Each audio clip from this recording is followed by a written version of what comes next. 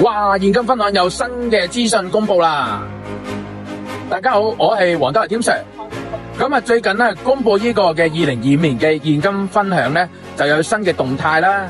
咁啊，開頭咧話要係逗留呢個183日咧，每一年咧至少要逗留。有啲人講話嗰個逗留嘅一天嘅時間咧，話有啲係1個鐘，有啲話4個鐘，有啲話8個鐘。咁啊，今日咧澳門嘅主要官員咧就去公布咧，就係只要有入境澳門同出境澳門咧，就唔需要話有一個逗留嘅時間。咁所以咧，佢嚟緊咧會係有新嘅資訊咧，會第一時間咧去通知咧大家嘅。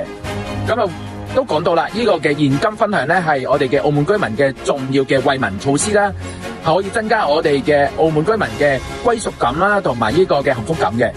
咁如果身邊有朋友係不符合呢個嘅現金分享咧，就唔緊要嘅，可以咧去申訴啊，同埋有咩唔明咧可以聯絡黃德華添 Sir。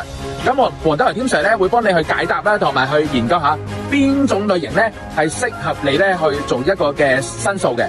咁啊，到時有咩唔明可以揾黃德華添 Sir。記得點讚關注哦。